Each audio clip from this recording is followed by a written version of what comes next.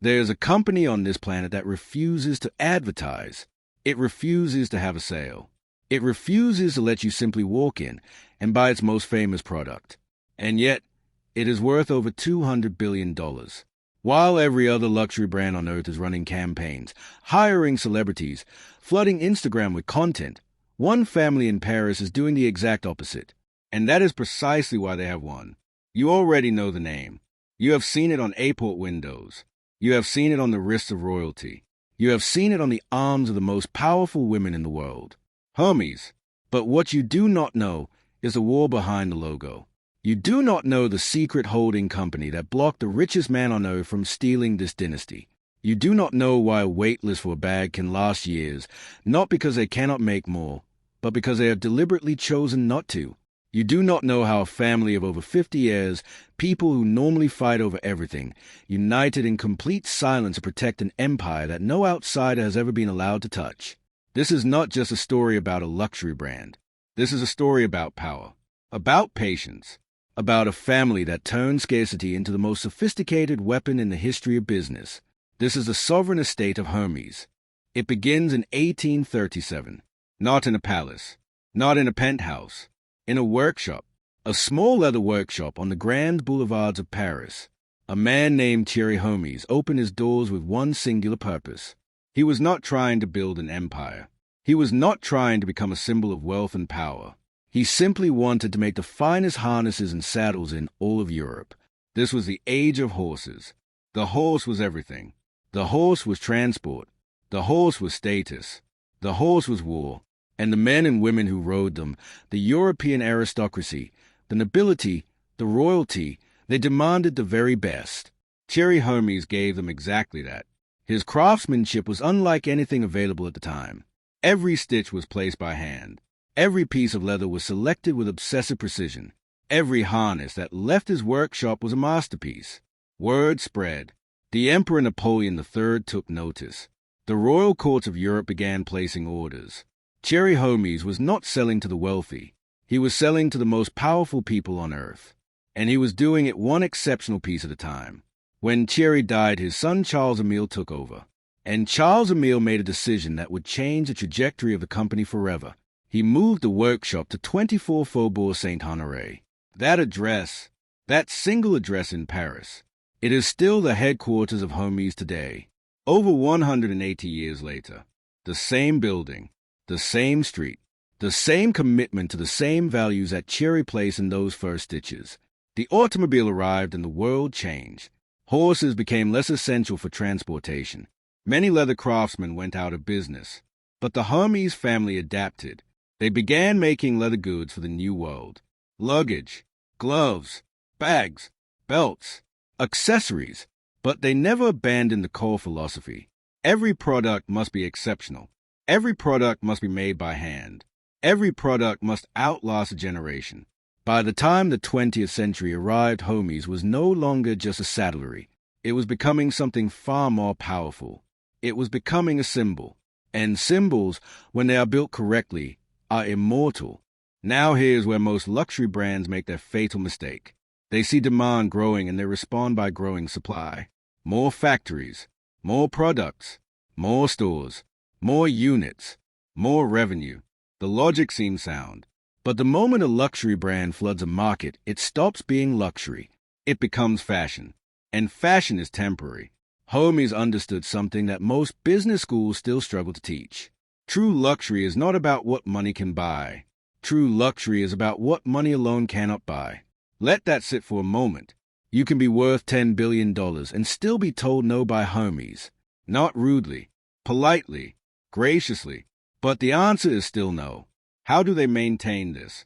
How does a company that wants to generate revenue simultaneously keep its most desirable products deliberately out of reach?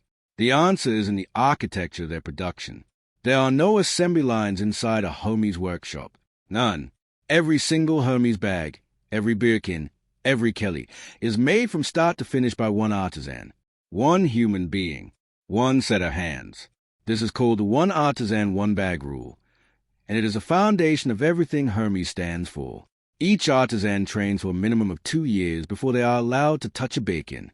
2 years of learning how to cut leather, how to stitch with a specific Hermes saddle stitch that is stronger than any machine stitch, how to assemble a bag in the precise sequence that Hermes has used for decades. When that artisan completes a bag, they sign it, not visibly to the customer, but internally.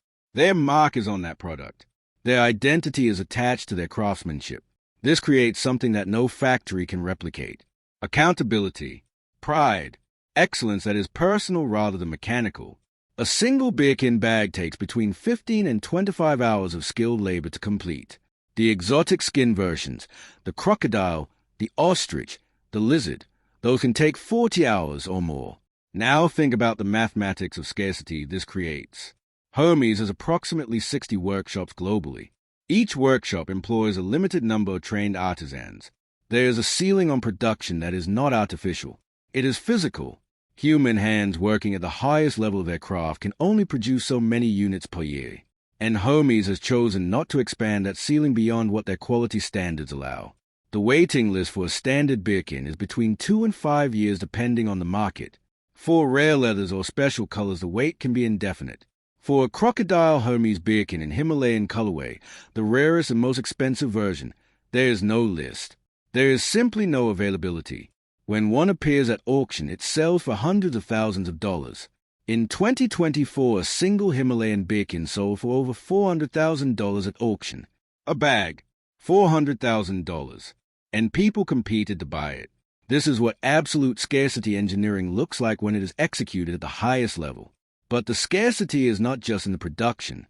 The scarcity is psychological. And Hermes has mastered the psychology in ways that would make any behavioral economist write a dissertation. Here is a question that reveals everything about how Hermes thinks. If you walked into a Hermes boutique today, handed them $100,000 in cash, and said you want a Birkin right now, what would happen? They would decline, politely, with a smile, with perhaps an offer to show you other items. But they would decline, because Hermes does not sell Birkins to strangers. They sell Birkins to customers. There is a significant difference. To become a customer at Hermes, you must first establish a purchase history. You must demonstrate loyalty to the brand before the brand demonstrates loyalty to you. You must spend on shoes, on scarves, on ready-to-wear, on belts, on home goods, on fragrances. You must prove that you understand what Hermes is before Hermes will offer you what Hermes makes. The industry calls this the purchase history game, and it is one of the most psychologically sophisticated systems ever deployed in retail. Think about what this accomplishes. Every person who wants a Birkin is incentivized to spend more on everything else Hermes makes. The demand for the bag drives revenue across the entire product ecosystem. The scarcity of one product funds the growth of the entire company. There is also the matter of customer screening. Hermes sales associates are trained to evaluate customers in ways that go far beyond normal retail interactions. They observe how a customer carries themselves, how they speak about the brand, whether they are purchasing for personal enjoyment or for resale. The resale market for Hermes is enormous. A Birkin purchase retail at $10,000 can be resold on the secondary market for $20,000 to $30,000, sometimes more. This means there's an entire ecosystem of buyers who want Birkins purely as investments. Hermes does not want those buyers getting their bags, not because they judge them, but because when a product starts being purchased purely as an investment rather than as a luxury good, it loses the intangible quality that makes it special. It becomes a commodity, and commodities do not command the kind of pricing power that Hermes demands. So they screen, they cultivate, they build relationships over years before offering access. This transforms a buying experience from a transaction into a privilege, and people, especially extremely wealthy people, are willing to spend extraordinary amounts of money to access privileges that others cannot access. The Hermes Birkin is not just a bag. It has outperformed the S&P 500 as an asset class over the past 30 years. It has a lower volatility than gold. It has a resale market that functions with the efficiency of a financial exchange. In 2021, a study found that certain Hermes Birkin models had appreciated by over 500% over a decade. Meanwhile, the stock market averaged roughly 150% over the same period. A handbag that outperforms Wall Street. This is what happens when scarcity is engineered with enough intelligence and consistency over enough time. But none of this story reaches its most dramatic chapter without understanding the war. The war that nearly changed everything. the war that the world barely heard about while it was happening. The year is 2010. Bernard Arnault is already one of the most powerful men in fashion. He runs LVMH, the luxury conglomerate that owns Louis Vuitton, Dior, Bulgari, Moet, Hennessy, Givenchy, and dozens of other brands. His business model is the opposite of Hermes, where Hermes is a single family focus on one brand with absolute quality control. LVMH is an empire built on acquisition. Arnault finds exceptional brands. He buys them. He scales them. He extracts value. He is one of the most gifted deal makers in the history of commerce. And he had been watching Hermes for years. Hermes was the one trophy he did not own. The one brand in the luxury universe that had not been absorbed into a conglomerate. The one dynasty that remained untouched. And so Bernard Arnault began his move. Quietly, systematically, without announcing his intentions. Between 2001 and 2010, LVMH began accumulating Hermes shares through a sophisticated financial maneuver involving equity swap derivatives. This is a financial instrument that allows an investor to gain economic exposure to shares without formally declaring ownership until a position is converted. In other words, Arnault was building a stake in Hermes in complete silence while complying with the technical letter of the disclosure rules. By October 2010, LVMH revealed that it had accumulated a stake of approximately 17.1% in Hermes International. The luxury world went into shock. 17% of Hermes, controlled by the man who had built his empire by acquiring and absorbing iconic brands. The implications were obvious. This was not a passive investment. This was the opening move of a potential takeover. The Hermes family understood immediately what was happening. The man who owned LVMH, the most aggressive acquirer in luxury history, had quietly positioned himself to potentially seize control of their dynasty. The dynasty that Thierry Hermes had built from a single saddle workshop in 1837. The dynasty that 5 generations of the same family had preserved and protected.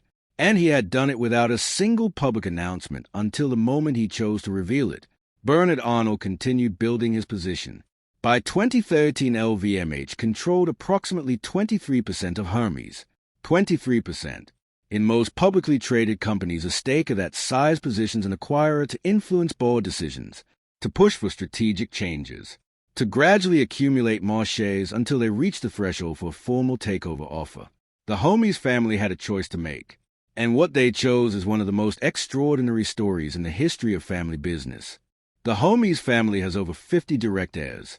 50 individuals, spread across multiple generations, multiple branches of the family tree, with different personalities, different priorities, different relationships with the company. In most family businesses, 50 heirs means 50 potential fractures, 50 potential sellers, 50 potential deals that an outside acquirer could make to peel away loyalty one transaction at a time. If Arnault could convince even a handful of those heirs to sell their individual stakes, he could begin the process of disaggregating family control. The Hermes family understood this, and so they did something that nobody outside their inner circle had ever done. They united, all of them, in one of the most remarkable acts of collective family loyalty in modern business history. The Hermes heirs came together and created a special holding company called H51. H51 stands for Hermes Family 51. As in 51%, as in majority control. The structure of H51 was specifically designed to accomplish one objective: to pool the individual shareholdings of the family into a single protected entity that could not be broken apart by external pressure. By consolidating their stakes into H51, the family ensured that no individual heir could sell their shares without the agreement of the entire group. It created a wall around the family ownership that a hostile acquirer could not climb over by targeting individuals. But they did not stop there. The family also engaged the French financial regulators. They argued publicly and legally that LVMH had violated French disclosure laws by using derivative instruments to secretly accumulate their stake, that the use of equity swaps had been designed specifically to avoid triggering the transparency requirements that French securities law demanded. They were right. In 2013, the French Financial Markets Authority, the AMF, ruled that LVMH had indeed violated disclosure regulations and imposed a fine of 8 million euros. This was one of the largest fines ever imposed by the AMF at that time. 8 million euros may sound small relative to the scale of the acquisition attempt, but the fine was not the point. The ruling was the point. It established publicly and legally that Arnault had attempted to accumulate a stake in a French national treasure through methods that regulators deemed improper. The reputational and political costs were significant. Then came the final masterstroke. The Hermes family negotiated directly with LVMH for a structured unwinding of their position. In December 2014, LVMH distributed its entire Hermes stake directly to its own shareholders as a special dividend.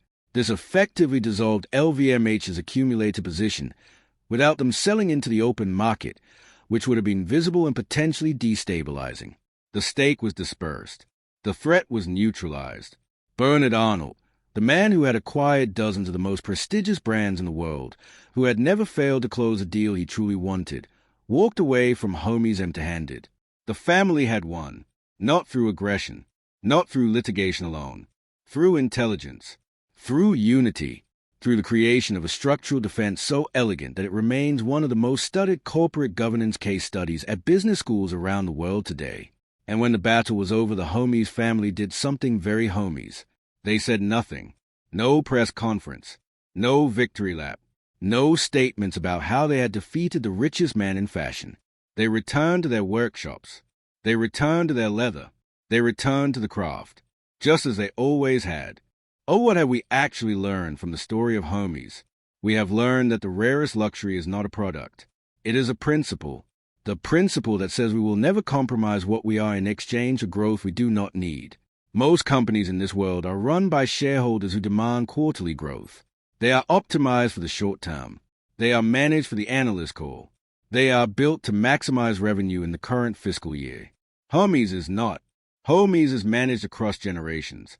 The decisions made today are made with the next 50 years in mind. The craftsmen being trained today are building skills that will produce bags for customers who have not been born yet. This is what a dynasty looks like.